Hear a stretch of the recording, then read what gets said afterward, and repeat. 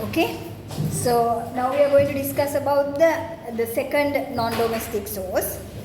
So the second non-domestic source is the ECHR. So first we will learn what is ECHR, how it came and all. When it comes to this ECHR, learn it very carefully, listen very carefully, because you might make a confusion with ECHR with EU law. Okay? There's no connection. So that you have to understand very carefully. Okay?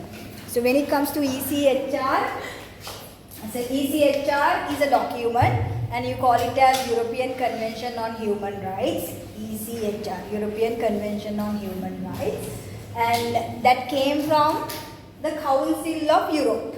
Okay? That came from the organization called Council of Europe. Now Council of Europe has no connection to the European Union. Clear? Though we have the word Europe, it has no connection to the European Union. So Council of Europe is an organization which was formed in 1949 as a result of the World War. They realized that after the World War, the human rights are under threat. Okay? So in order to rebuild or in order to re-recognize and appreciate, ensure that the human rights are protected within Europe, the Council of Europe was formed. Clear? Then from the Council of Europe, in the Council of Europe there are 47 signatory states. Okay? Signatory state means a state who has signed the ECHR. Okay? So these 47 signatory states agreed to protect the ECHR, European Convention on Human Rights, and if any country is violating the European Convention on Human Rights, in order to take them to courts, in order to adjudicate that matter, a separate court was formed that is called the European Court of Human Rights. Okay? So we have ECHR, which is the document. Then we have a court called European Court of Human Rights. There the abbreviation is capital E, capital C, but simple T, capital H and R, ECTHR. T is simple, remember that. Huh? European Court of Human Rights. Okay? So it is a court which is situated at Strasbourg, France, which will be adjudicating matters relating to the violations of ECHR. Only that. So the jurisdiction is only with regard to the ECHR. Clear? Then this UK is a member of the ECHR as well.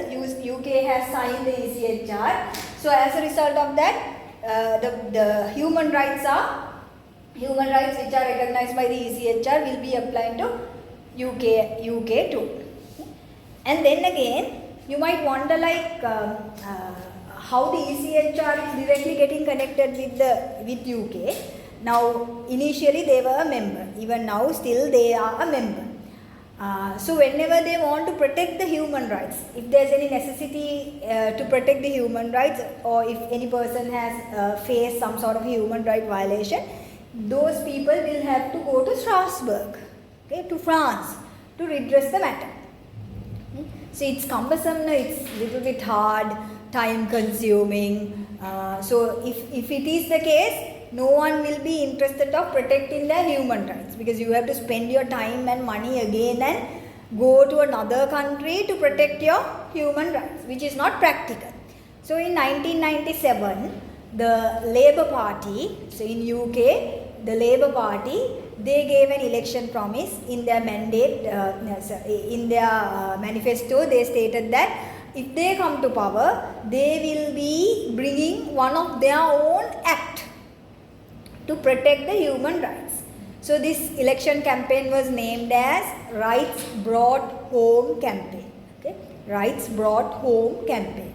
So from this campaign, so ultimately anyhow during that time they won the election. So as similar, like they made an election promise now, saying that they are going to bring their own act. So as a result of that, in 1998 they passed their own national act protecting human rights, which is known as Human Rights Act 1998. Like for that only we are saying HRA 1998. Okay, so we used to call it as HRA 1998. So Human Rights Act 1998, which was passed in UK, is similar to the ECHR. All whatever which was recognized by the ECHR are now recognized through Human Rights Act 1998 and passed within their own territory. And when it is passed from their own parliament, if there is any violation, they can go to their own courts. Okay? So they can go to the UK courts to redress the matter. They don't have to go to Strasbourg. Clear? Because now they have their own Act of Parliament. Okay? And the jurisdiction is there for the UK Supreme Court to redress the matters with regard to human rights violations. Am I clear? So the rights brought home. Earlier they had to go to Strasbourg, now they don't have to. They can go to UK courts.